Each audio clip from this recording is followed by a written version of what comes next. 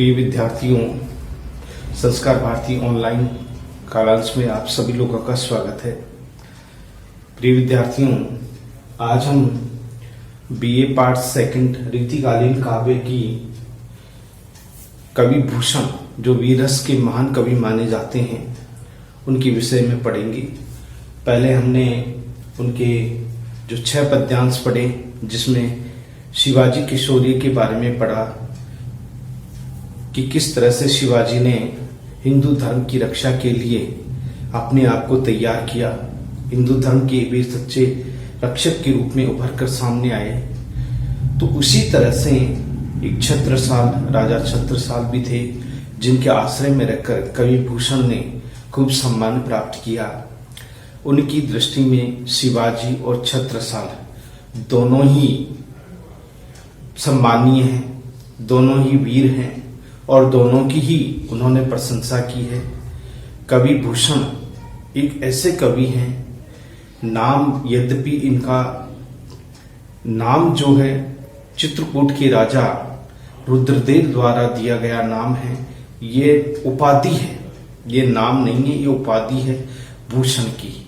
नाम के बारे में अभी भी अज्ञात है कि भूषण का वास्तविक नाम क्या है, किंतु हम ये कह सकते हैं कि भूषण ने रीतिकाल के उन परिस्थितियों से, श्रृंगार की रसों से निकल करके उन्होंने अपने रस यानी वीर रस को ही अपने काव्य का मूल विषय बनाया और उन्होंने भारत की जो मान मर्यादा है, भारत की जो संस्कृति है, आन बान और शान है, और भारत के महान राजाओं के बारे में, उनके यश के बारे में जो परिचर्चा की, अपने आप में अनूठी है।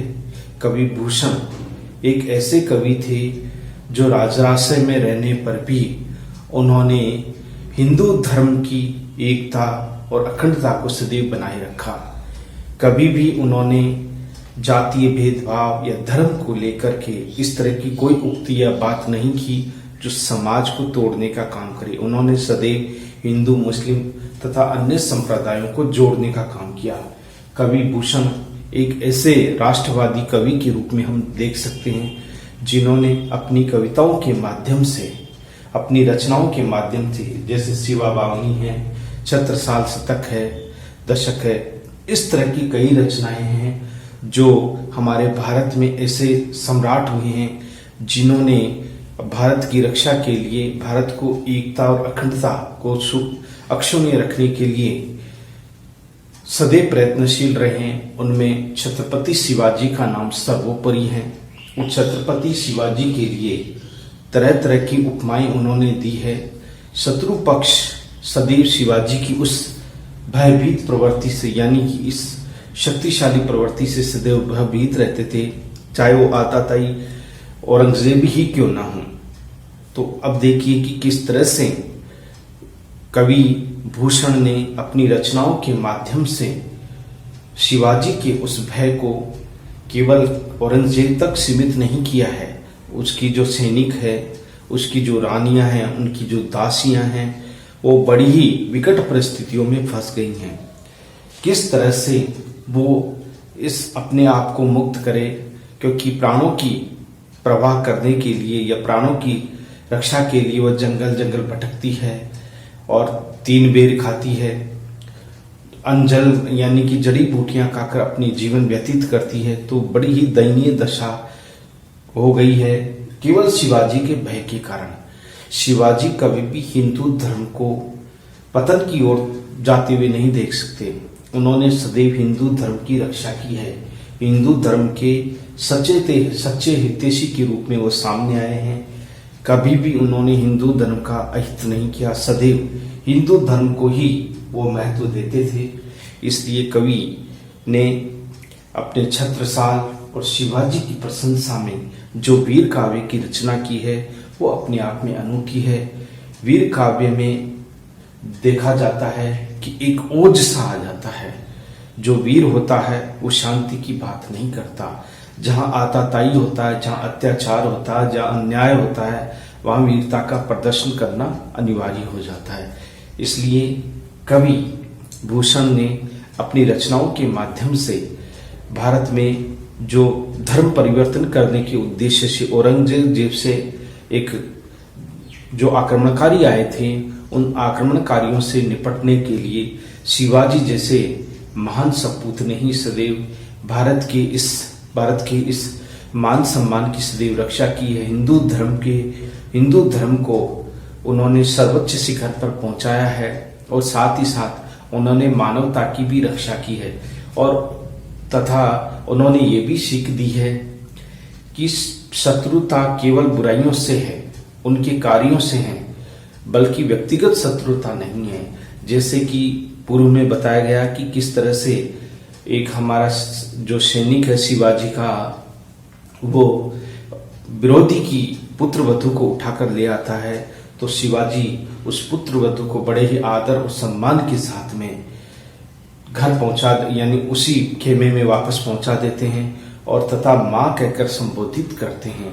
यानी स्त्रियों के प्रति शिवाजी के मन में कितना आदर और सम्मान है, वह चाहे स्त्री विरोधी की ही क्यों ना हो, किंतु शिवाजी का जो चरित्र है वो अपने आप में अनूठा है। कवि ने, भूषण ने शिवाजी के इसी महान और पवित्र चरित्र का उल्लेख हमारे इन पद्यांशों में भी किया है।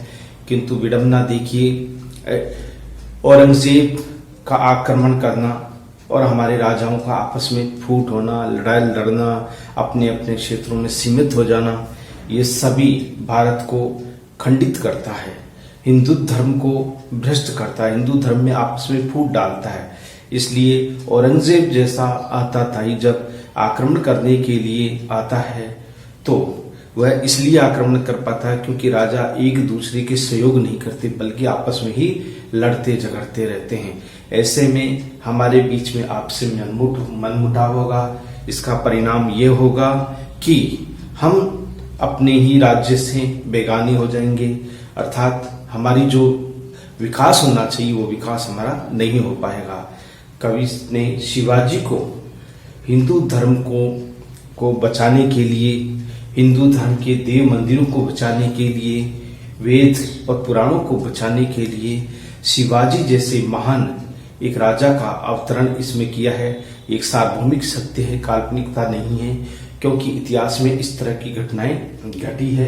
तो हम ये कह सकते हैं कि निश्चित रूप से शिवाजी का शौर्य प्रशंसनीय है। शिवाजी ने सदैव हिंदू धर्म की रक्षा के लिए अपना संपूर्ण समर्पित कर दिया जीवन, क्योंकि उनका यही था कि हमारा जो देश है, संपूर्ण देश अखंड रहे, खंडित न हो।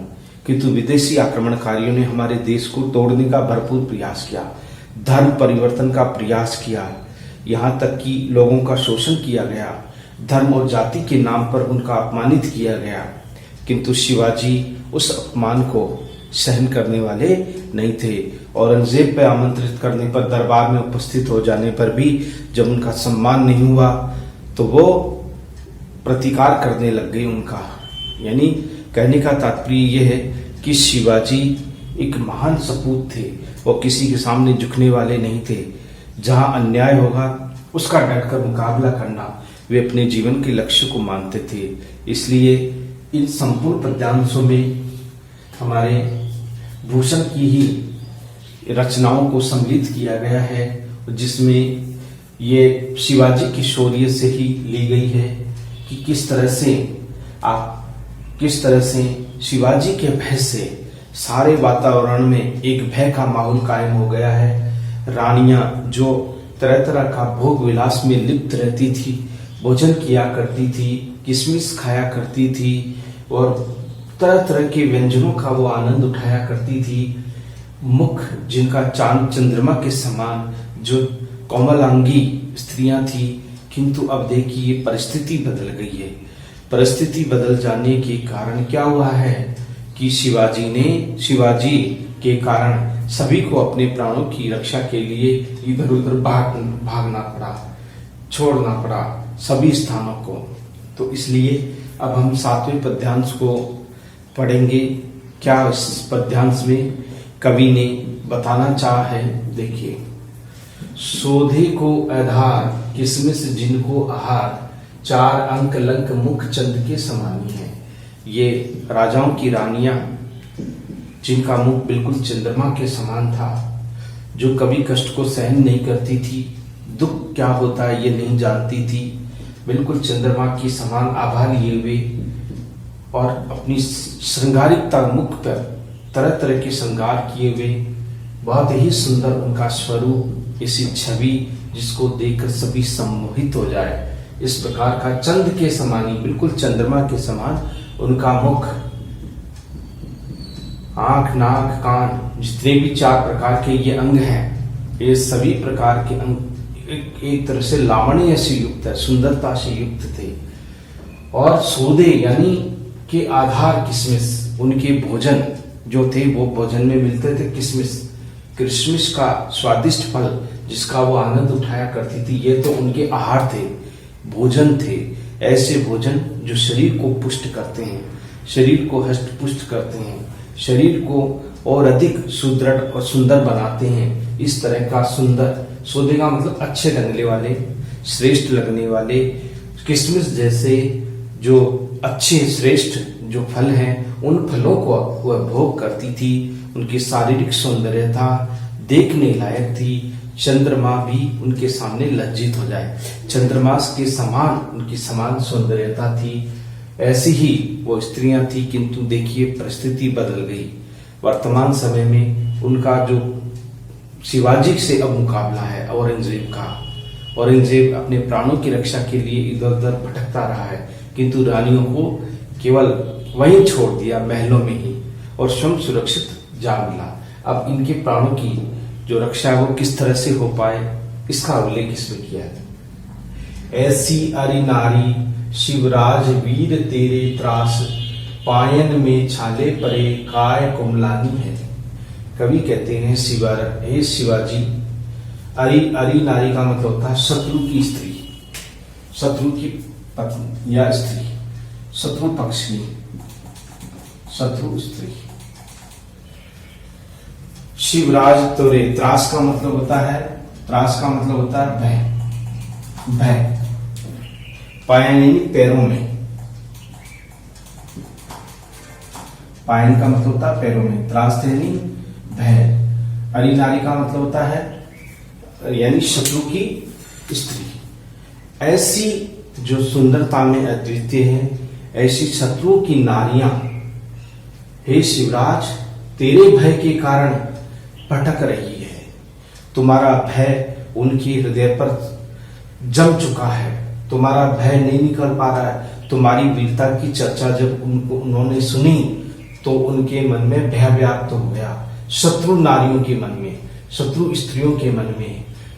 पायन में छाले पड़े, चलते चलते जंगल में भटकते भटकते वही सुंदर स्त्रियां अपने प्राणों की रक्षा के लिए चलती जा रही है, यहां तक कि उनके पैरों में भी छाले पड़ गए हैं, पैरों में छाले पड़ गए हैं, चल नहीं पा रही है, पैरों चलते चलते बिल्कुल थक के चूर हो गई है, पैरों में छाले पड़ चुके हैं। काय कुमलानी, काय यानी शरीर, शरीर, शरीर पूरी तरह से कुमला गया है।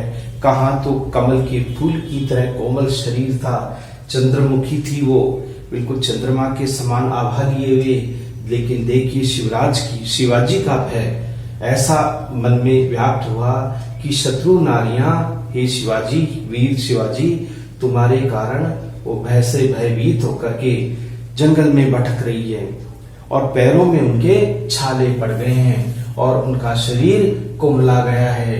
कोमल जो शरीर था वो कुमला गया है, कुमला गया है, कुमला गया यानी मुरझा गया है। कुमलाने का मतलब होता है मुरझा गया है, वो यानी कि वो पूरी तरह से उनका जो मुख है वो एक तरह से मंदिम पड़ गया, उनकी जो चमक थी, जो चेहरे की चमक थी, जो आभा थी, वो समाप्त हो चुकी है। वो कमल की उस फूल की जो पहले खिला हुआ था, जो सुंदर थी, चंद्रमा के समान जिसकी आभा थी, किंतु अब देखिए हे शिवाजी, अब वो कैसी हो गई है, बिल्कुल पूरी तरह से जैसे कोई कमल का फूल मुरझाता है, बिल्कुल मुरझा गई है, निराश हो गई है, चलते चलते पैरों में छाले पड़ गए हैं, शरीर कमजोर हो गया है, कुरूपता उनके शरीर पर हावी हो गई है।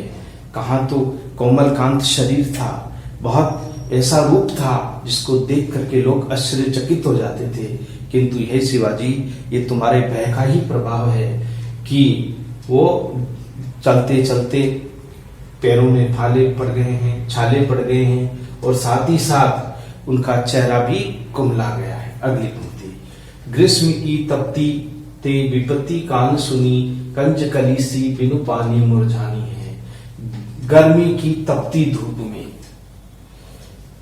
गर्मी की तपती धूप में वो अनेक प्रकार की विपदाओं को, विपत्ति यानी दौड़ती रहती है। भयंकर गर्मी पड़ रही है, भयंकर तेज धूप पड़ रही है, उस विपत्ति को भी वह विपत्ति नहीं मानती। कान सुनी कंज की कली, कान सुनी कंज की कली, ये एक ऐसी रानी थी जो कान सुनी, जो किसी की नहीं सुनती थी, किसी की सुनती नहीं थी, अपने मन की करती थी। लेकिन देखिए अब गर्मी, भयंकर गर्मी में तप रही है। पहले अब विपत्ति आ गई है। कान सुनी, किसकी नहीं सुनती थी, वो किसी की बात को ध्यान नहीं देती। कंज कली सी, कमल के फूल के समान थी वो नारियां, कमल के फूल के समान थी। लेकिन अब देखिए, बिन पानी मुरझानी है, जैसे बिना पानी कमल की कली मुरझा जाती है या झुलस जाती है, उसी तरह की स्थिति उनकी भी, उन रानियों की भी हो गई है। जैसे बिना पानी के कोई सुंदर फूल का पौधा मुरझा जाता है, उसी तरह से उनके चेहरे की जो चमक है वो समाप्त हो गई है।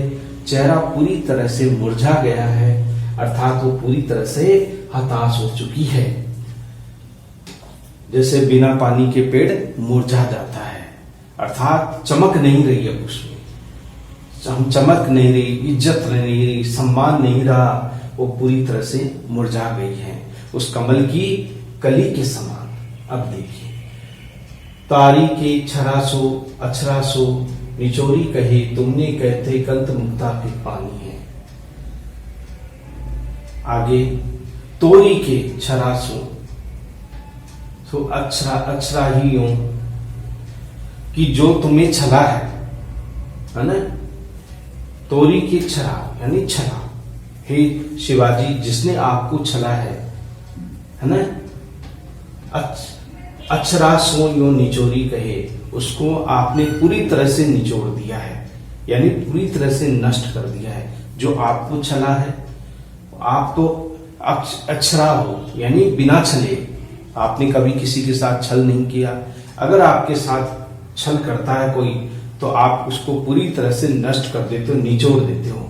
जिस तरह से इन नारियों की स्थिति हो गई है, उसी रूप में। तुमने कहते कंत मुक्ता में पानी है। कंत कहने का मतलब होता है, मुक्ता का मतलब होता है हीरा, या एक मुक्ता का मतलब होता है मोती। मोती, मोती जो बिल्कुल पारदर्शी होता है, ऐसा प्रतीत होता है कि जैसे कोई उसमें पानी है, लेकिन पानी का आभास होता है, वास्तविक रूप में उसमें पानी नहीं होता, आभासित होता है। तो उसी तरह से हे बादशाह, हे शिवाजी, तुम्हारा जो यश है, तुम्हारा जो नाम है, वो हीरे की भांति है। जैसे हीरे में पानी का आभास होता है, किंतु वो हीरे का पानी नहीं होता है, वो उसकी चमक होती है, वो उसका मान होता है। इसलिए हे शिवाजी स्वामी, कंत का मतलब होता है स्वामी। मुक्ता में पानी है, जैसे मोती में पानी होता है ना, यानी इज्जत, सम्मान, चमक, वैसे ही तुम्हारा यश, तुम्हारा नाम, तुम्हारी कीर्ति सारे संसार भर में फैली हुई है। हे स्वामी, हे शिवाजी, आपकी कीर्ति में कोई ऐसी स्थान नहीं है जो आपकी कीर्ति से रहित हो। तो इस पूरे पद्यांश में शिवाजी के शौर्य के बारे में बताया गया है। इसमें उपमा, रूपक, अनुप्रास, यमक जैसे अलंकारों का भी प्रयोग किया गया है, और कहीं कहीं मानवीकरण अलंकार को भी देख सकते हैं, और अतिशोक्ति अलंकार तो इसमें आया ही है।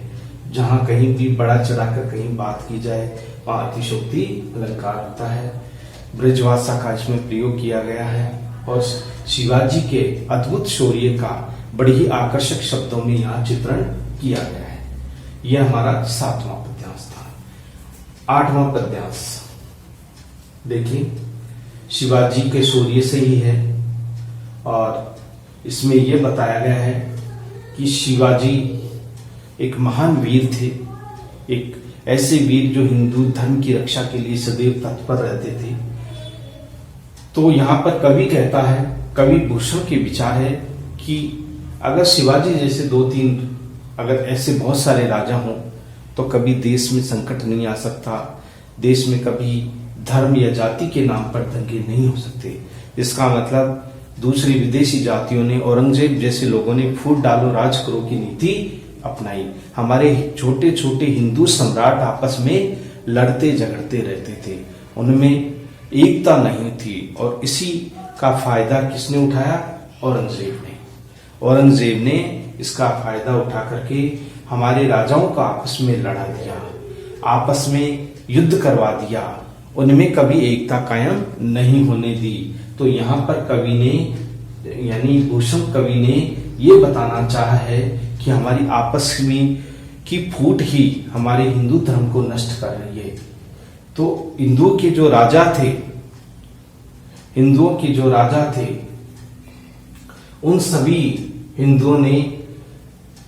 हिंदू राजाओं ने कभी भी अपने धर्म की और अपने लोगों की कभी रक्षा नहीं की। वे केवल स्वधर्म का पालन नहीं कर पाए, वे केवल अपनी ही आत्मरक्षा कर पाए, युद्ध नहीं कर पाए शिवाजी की तरह। तो यहाँ पर शिवाजी की शौर्यता के साथ साथ यहाँ पर बहुत सारे जिन्होंने अनीति की, जिन्होंने अन्याय किया, उसका परिणाम उन्हें भुगतना पड़ा है। ये बहुत सारी चीजें हैं जो इसमें बताई गई है। देखिए, आपस की फूट ही ते सारे हिंदुवान टूटे, टूट्यो कुल रावण अनीति अति करते। बहुत अच्छी बात कही है कवि भूषण ने। कवि भूषण कहते हैं कि हमारी आपस की फूट से ही हिंदू जितने भी आपस में हिंदू के राजा थे वो टूट गए, बिखर गए, उनमें एकता नहीं रही। यानी आपस की फूट से ही सारे हिंदुस्तान में फूट हो गई। और फूट का कारण होता है हमारी अपनी मानसिकता, हमारी अपनी सोच। छोटे छोटे उस क्षेत्रों में सीमित थे। जब किसी एक राजा पर मुसीबत आती तो दूसरा राजा मदद नहीं करता था, आपस में फूट थी, लड़ते झगड़ते रहते थे। सारे हिंदुआन का मतलब था हिंदुओं के राजा जो हिंदुस्तान में राज करते थे। सारे हिंदुस्तान के राजाओं में आपस में ही फूट थी, आपस में ही मनमुटाव था, वो कभी एक नहीं थे। और फूट का परिणाम क्या होता है इसके बारे में भी कवि ने उदाहरण दिया है। टूट्यो कुल रावण अनीति अति करते। आपने देखा होगा शक्तिशाली रावण जो बहुत ही शक्तिशाली और बुद्धिमान था, शक्तिशाली रावण जैसा आपस में फूट के कारण क्या हुआ? आपसी फूट और अनीति के कारण रावण का कुल भी टूट गया, बिखर गया, क्योंकि वह अनीति पर था। है उस आपस में भाइयों में फूट थी और इसी फूट का परिणाम हुआ कि रावण का जो कुल था वो भी नष्ट हो गया। ये फूट का ही परिणाम है। आपस में अगर फूट नहीं होती, आपस में मनमुटाव नहीं होता तो रावण का कुल इस तरह से बर्बाद नहीं होता। रावण का कुल टूटने का कारण क्या है? आपसी फूट और अनीति। क्योंकि रावण ने सीता का हरण कर लिया, एक स्त्री का हरण कर लिया, तो ये अनीति का कार्य किया और जो अनीति करते उसका परिवार भी टूट जाता है। इसलिए नीतिवान बनो, यहाँ पर कवि भूषण कहते हैं। रावण का कुल परिवार ही टूट गया अनीति के कारण और आपसी फूट के कारण। अगला उदाहरण देखिए, पेठ्यो पाताल बलि ब्रजधर ईर्ष्या ते टूट्यो हिरणा कच्छप अभिमान चित्त धरते। आगे कवि कहता है कि देखिए, पेठ्यो यानी भेज दिया, पेठ्यो यानी भेजा, भेज दिया। पाताल राजा बलि जो सबसे ज्यादा दानदाता के रूप में जाना जाता है, किंतु वह किससे ईर्ष्या रखने लगा? इंद्र से ईर्ष्या की। और इंद्र से ईर्ष्या करने के कारण, इन देवराज इंद्र से ईर्ष्या रखने के कारण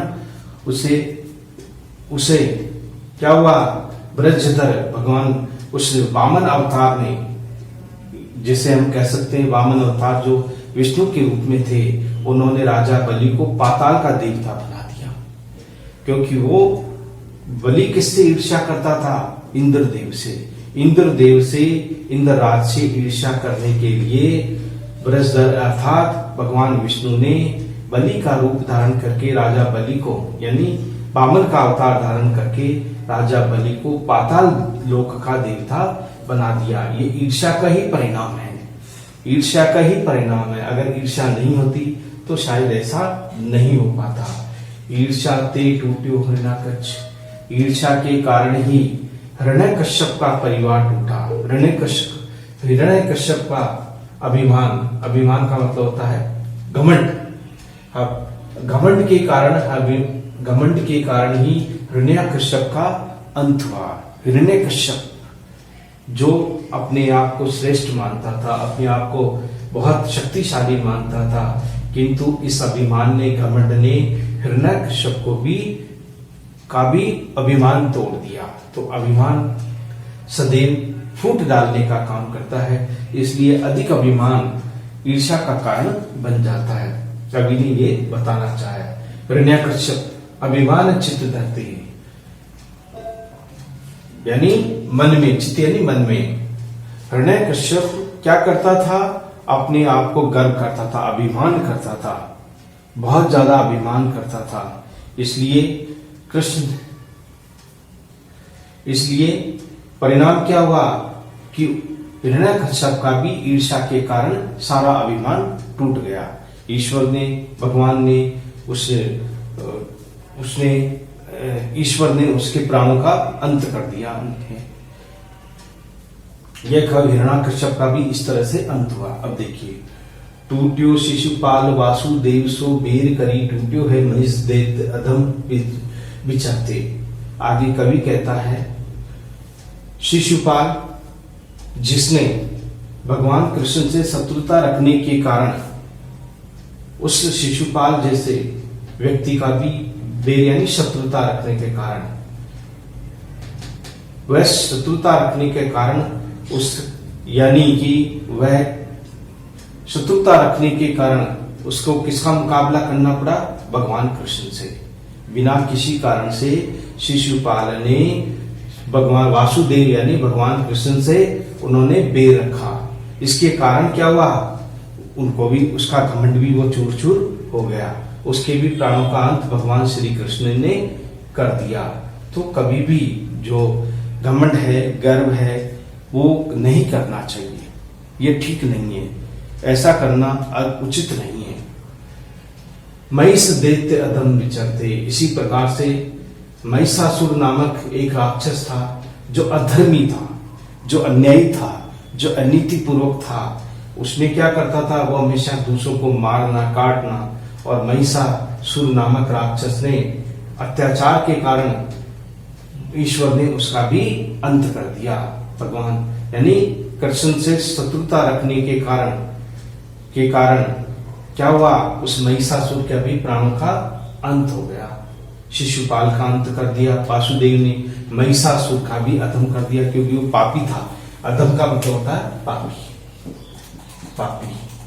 पापी। दैत्य का मतलब होता है राक्षस, और महिषा यानी महिषासुर नामक एक राक्षस था जो बहुत पापी था और विचर यानी वो पाप करता था। तो उस पाप का अंत किसने किया, भगवान कृष्ण ने, क्योंकि कृष्ण से वो महिषासुर नामक जो राक्षस था वो शत्रुता रखता था। इसी शत्रुता के कारण उसका भी भगवान कृष्ण ने अंत कर दिया, उसका पाप का गड्ढा भी फूट गया। देखिए, राम कर छुवन ते टूट्यो, क्यों महेश चाप टूटी, पातशाही शिवराज संग लगते।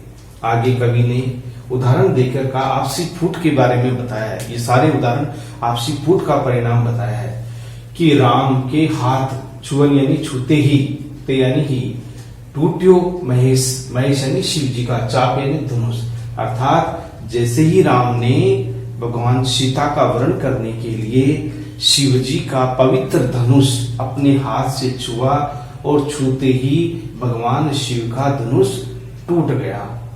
चाप यानी टूट गया, जो उसे चाप चढ़ाने के लिए जैसे ही उसे सीधा करना चाहा वो टूट गया।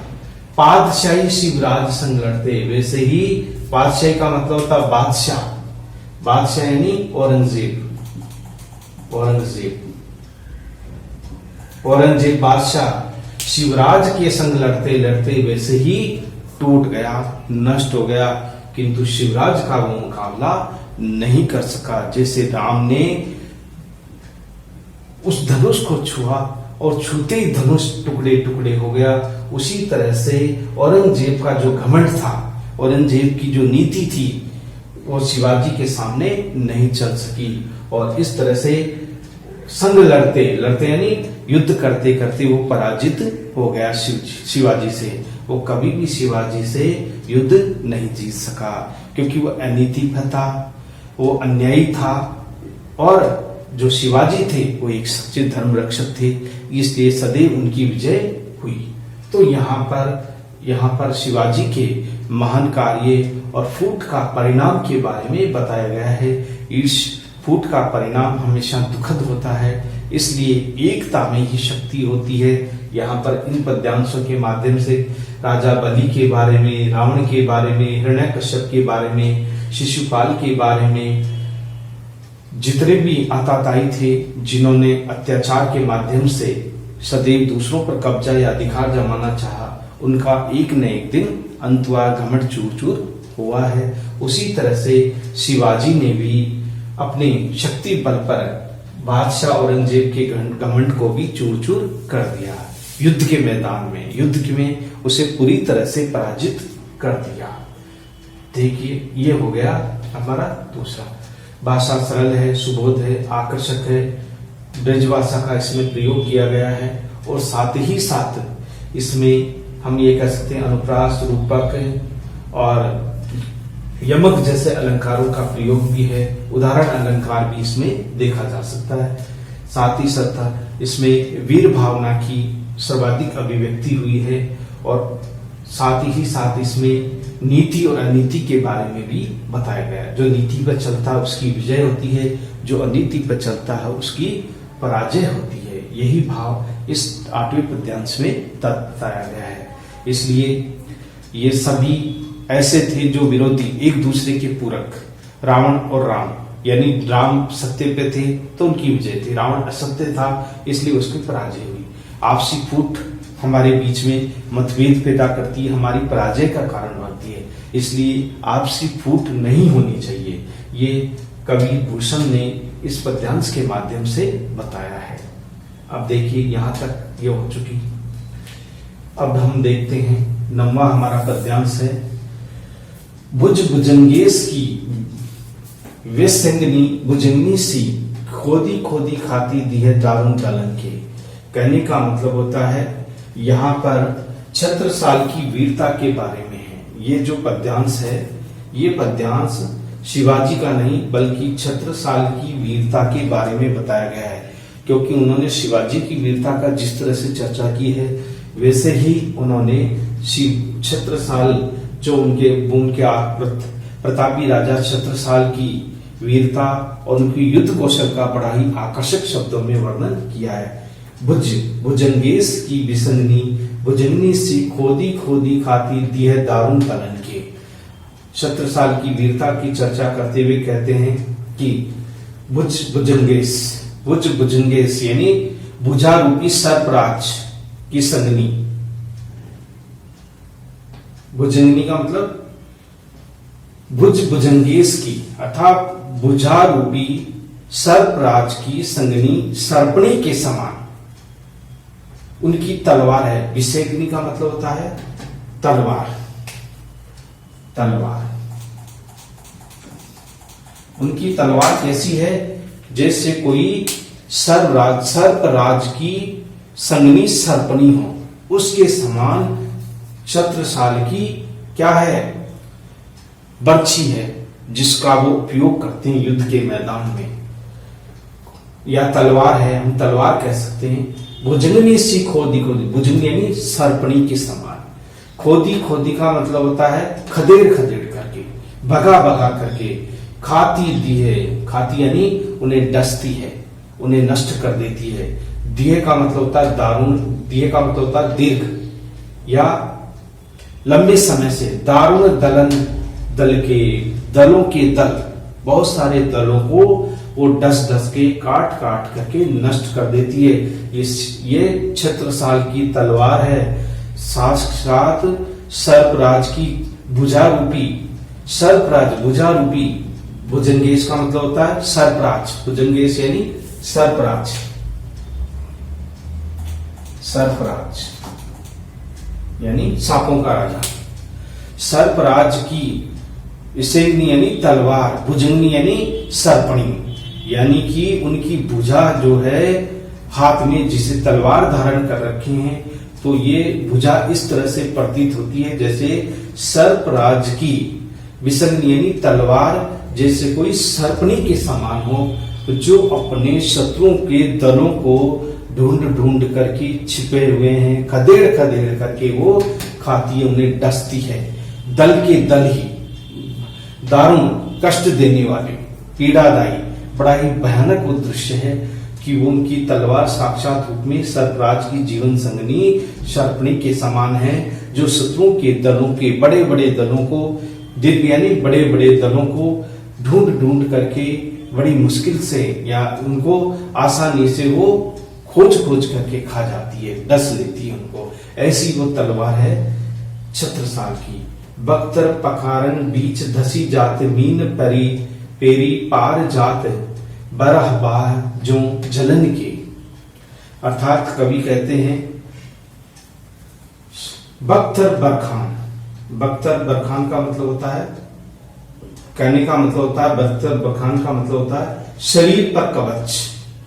बख्तर बरखान का मतलब होता है शरीर पर कवच, शरीर पर कवच, जिसे राजा धारण करते हैं बड़े युद्ध के मैदान में। जो किसी भी प्रहार से बचने के लिए बड़े बड़े राजा अपने शरीर के ऊपर जो कवच पहनते हैं, बख्तर पखारन कवच पहनते हैं। तो उनकी बर्छी या बर्छी बीच धसी जात में, उनकी बर्छी सीधी उनके हृदय में जाकर के धस जाती है, जैसे मछली जल के बीच में गहराइयों में चली जाती है।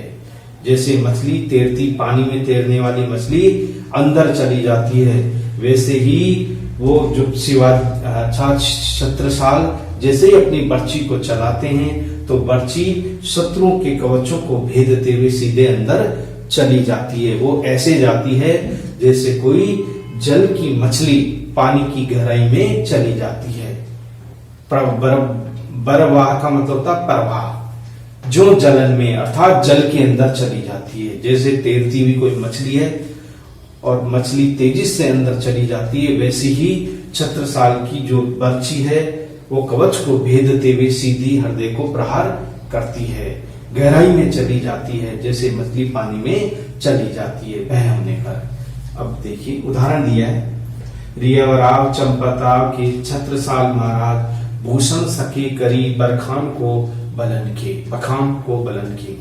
आगे कवि भूषण कहते हैं अपने राजा छत्रसाल की प्रशंसा में कि हे राजा, मैं क्या कहूं, आप रिया राव चंपत राव के पुत्र हो। रिया राव चंपत राव के पुत्र छत्रसाल महाराज भूषण आपकी बल की बखान को कैसे कर सकता है, क्योंकि आपका जो बल है वो बहुत ज्यादा है। उस बल के बारे में, उस शक्ति के बारे में उसका बखान तो स्वयं भूषण भी नहीं कर सकता। इतने शक्तिशाली हो, इतने वीर हो, इतने महान हो, भला भूषण आपके बल को कैसे पहचान सकता है, कैसे जान सकता है। आपके बल की प्रशंसा या बल के बारे में तो वो भी कुछ यानी अतुल्य बल के धनी हो आप। पर आप रिया राव चंपत के छत्रसाल आप पुत्र हो। हे महाराज भूषण कहते हैं करे सकी बखान को बलन के, मैं भला आपके उस बल का, उस शक्ति का बखान कैसे कर सकता हूं, क्योंकि आप अपार शक्ति के मालिक हो। अब देखिए, बर्छी पर छीने ऐसे परे पर छीने, वीर तेरी बर्छी ने बर छीने कलन के। कलन यानी दुष्ट, खलनी दुष्ट।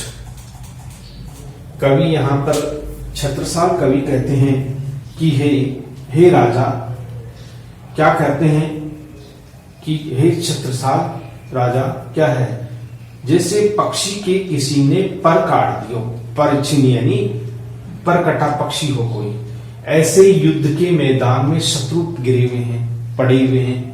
ऐसे परे पर छीने, जैसे किसी ने पक्षी के पर काट देते हैं और उसे जमीन पे गिरा देते हैं, उसी बाती शत्रु सेनाओं के जो सैनिक है परकटे पक्षियों की तरह तड़प रहे हैं, पड़े हुए हैं। जैसे किसी ने उनके, जैसे किसी पक्षी के पर काट देते हैं, उसकी जैसी स्थिति होती है कि वो उड़ नहीं पाता, वो अपने प्राणों की रक्षा नहीं कर पाता, उसी तरह से शत्रु सेना के जितने भी सैनिक हैं वे यानी कि पंख कटे पक्षी के समान छटपटा रहे हैं।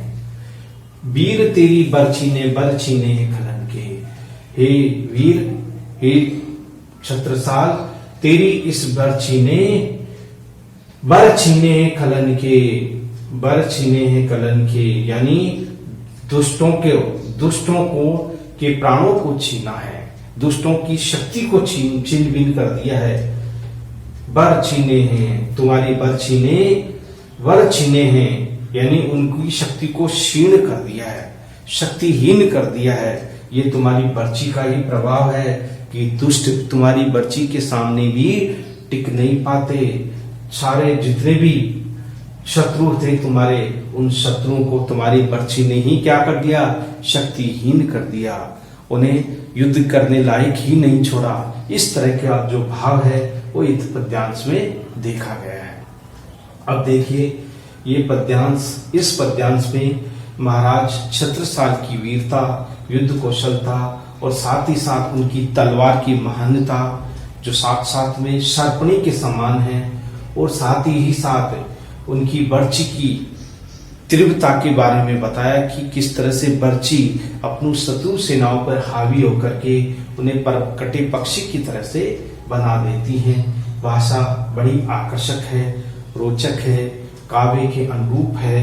निश्चित रूप से कवि भूषण ने इस काव्य के अंतर्गत बहुत सारी ऐसी बातें इसमें बताई है। छत्रसाल के सम्मान में जो बात कही है, छत्रसाल महान योद्धा थे, महान यशस्वी थे, उनकी यश में ही, उनकी प्रशंसा में ही कवि भूषण ने अपनी वीरता से परिपूर्ण ये कविता लिखी है, जिसमें छत्रसाल की जो अस्त्र शस्त्र हैं उनके बारे में बताया गया है कि उन्होंने दुष्टों को भयभीत कर दिया है, दुष्टों के प्राण छीन लिए हैं, उनके प्राणों का अंत कर दिया है। कोई भी शत्रु हे छत्रसाल आपकी वीरता के सामने टिक नहीं सकता। आपकी तलवार तो साक्षात में सर्पणी के समान है, और बर्छी ऐसी है कि जिसके भी अगर वो आर पार हो जाए तो वो उस मछली की भांति जाकर के अंदर धस जाती है।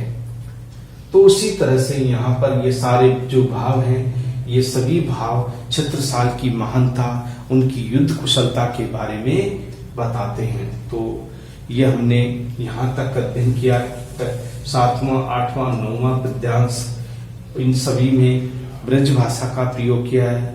अनुप्रास, यमक, श्लेष, रूपक और उदाहरण जैसे अलंकारों का प्रयोग भी हम इनमें देख सकते हैं। कहीं कहीं आप तद्भव, तत्सम शब्द, अरबी फारसी शब्दों का प्रयोग भी देख सकते हैं, क्योंकि यहाँ औरंगजेब के रूप में, क्योंकि एक विदेशी आक्रमण करता था और उस समय अरबी और फारसी भाषा का प्रभाव बढ़ रहा था, इसलिए अरबी फारसी भाषा का कई कई शब्दों का प्रभाव भी देखा जा सकता है। तो ये तीनों पद्यांश जिसमें भाषा सरल, सुबोध, आकर्षक और ब्रज भाषा का प्रयोग मुख्य रूप से किया गया है। 2 पद्यांशों में तो शिवाजी की महानता के बारे में, उनके बारे में बताया गया है, और अंतिम पद्यांश में छत्रसाल की वीरता के बारे में, उनके यश के बारे में, उनकी युद्ध कुशलता के बारे में बड़ी रोचकता के साथ में प्रस्तुत किया गया है। तो आगामी जो हमारे जो शेष रह गए हैं कवि भूषण के जो पद्यांश, उनका यथाशीघ्र हम अध्ययन करेंगे। तो निश्चित रूप से आपको इसमें जरूर कुछ न कुछ अवश्य मिला होगा। निश्चित रूप से आप पाठ्य पुस्तक की सहायता से इसे और अच्छी तरह से पढ़ सकते हैं। आगामी हमारे जो शेष पद्यांश है उनका अध्ययन करेंगे। आगामी कालांश में फिर मिलेंगे। तब तक के लिए आज्ञा दीजिए। Thank you very much.